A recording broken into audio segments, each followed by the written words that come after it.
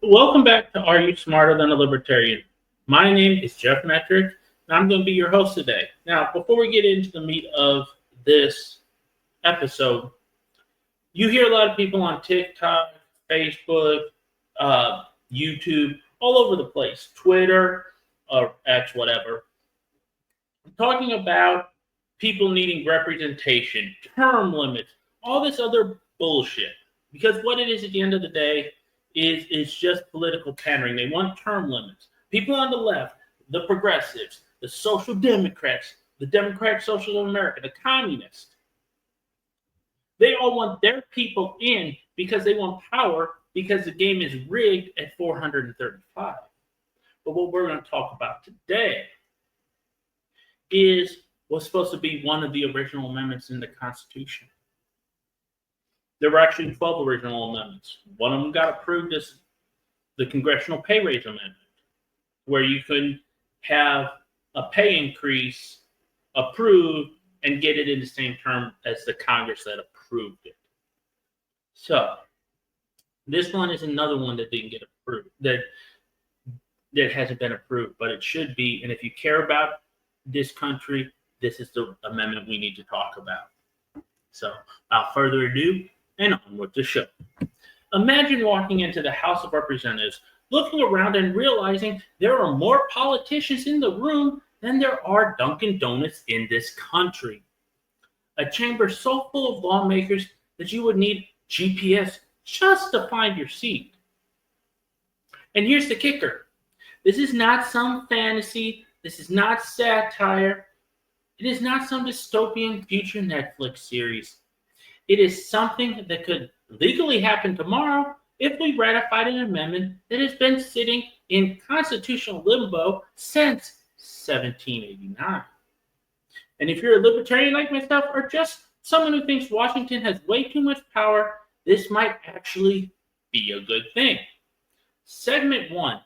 What is Article the First? That's not its official name. The amendment is officially called the Congressional Apportionment Amendment. Sorry, that's a kind of tough word for me to say. But history nerds call it Article the First. I don't know why they do it, and honestly, I don't care. It was the very first amendment proposed alongside the Bill of Rights. Its purpose was to make sure Congress grew with the population, not stayed fixed while the country's population exploded. Now, here's a breakdown. Phase 1, one representative for every 30,000 people until the House reaches 100 members. At least 100 members, but no district larger than 40,000 people until the House reaches 200 members. You guys following me so far? Makes some really good sense. Phase 3, at least 200 members, but no district larger than 50,000 people forever. The founders essentially said, don't let the House shrink into an elite club. Well, guess what it did? It's an elite club. Everybody knows everybody. Keep it tight to population growth so it remains connected to the people, hence the House of Representatives. Now you may be asking, how would we apply this today? It sounded great in 1798 or 1789. So this is how we apply it today and what it means for modern reality, because technology is way different than it was back then. As of August 2025, the U.S. population is about 344,215,549. Divide that by 50,000, and you have to round up because it doesn't divide clean.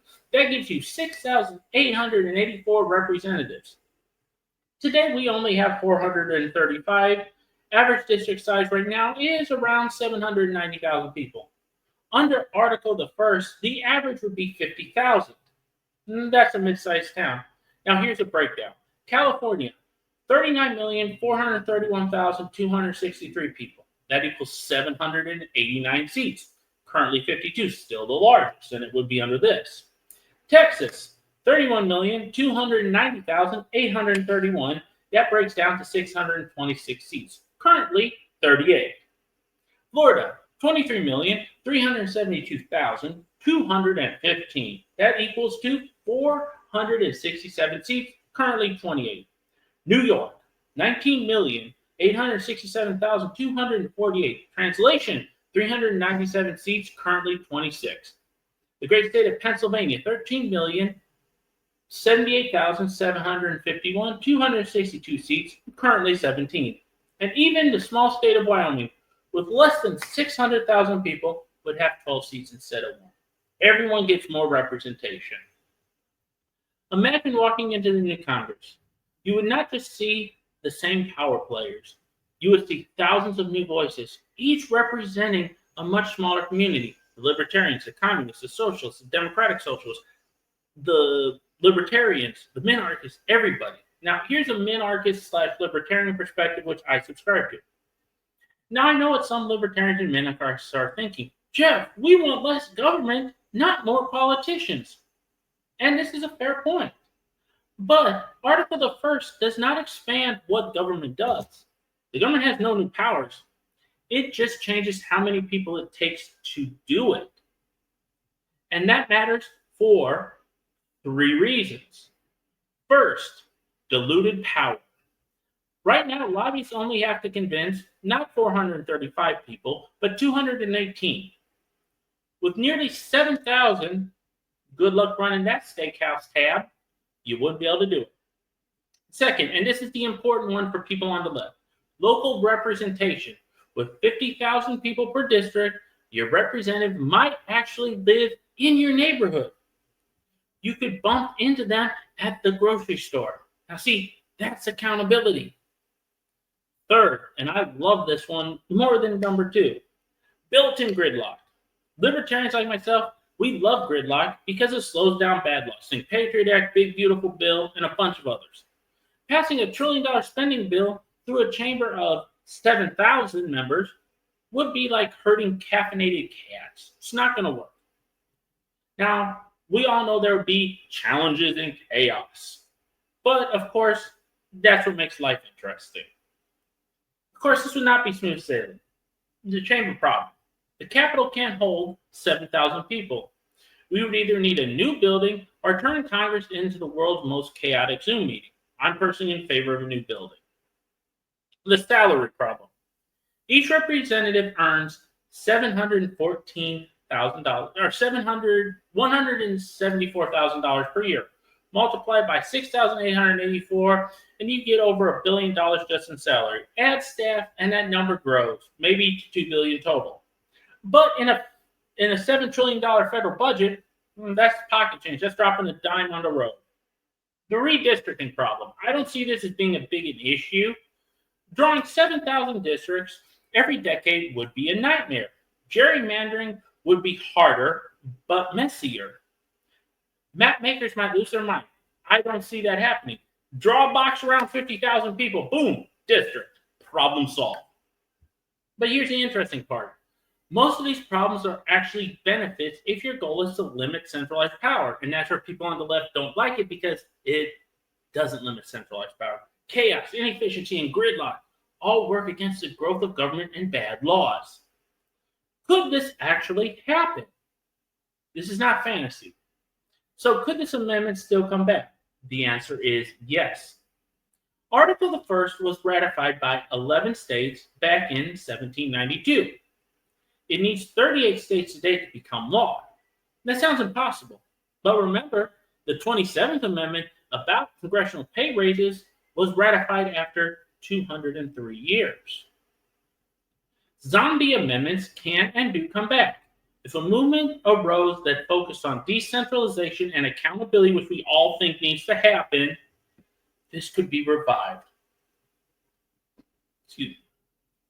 The bottom line is, Article the First would not make government vanish, but it would smash the concentration of power in the House and truly make it the House of Representatives, not the House of 435 people who all play golf together. Instead of an elite club of 435, you would have a Congress that looks more like a political Costco, bigger, messier, harder to control, and for people on the left, closer to the people it represents. And for people like me, the more chaos, the better. And if that's not at least worth considering in the name of liberty, then what really is worth considering? So next time someone says, we need to fix Congress, you tell them, forget term limits. Let's give California 789 representatives and see what happens. This needs to be passed, but the people in power do not want it to pass because it dilutes their power. People on the left would never be in favor of this. For the very simple fact is their power would be diluted, just like the Democrats, just like the Republicans, just like the Libertarians. You would actually have true representation for people who do not identify with either party, and you would have to get consensus. And consensus is the only way you can govern. You can't have one group of people get in power and say, we're going to do it this way, and the other group is forced by the wayside. Can vote in opposition, but doesn't have the manpower to do it.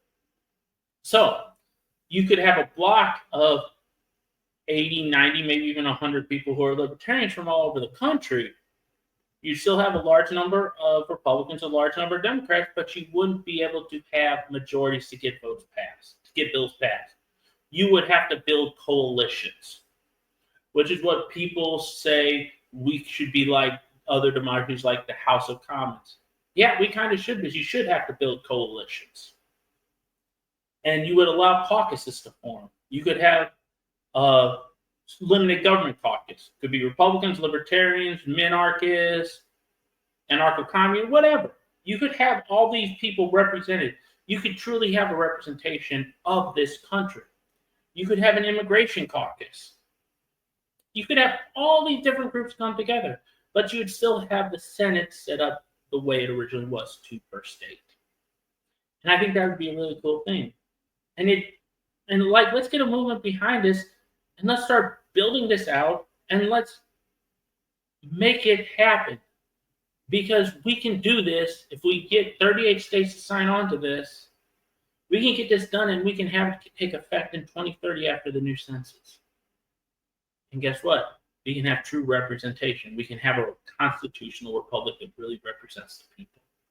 So, I'm Jeff. This has been Are You Smarter Than a Libertarian? Until next time, stay free, definitely stay informed, and stay accountable and hold others accountable. Have a great day.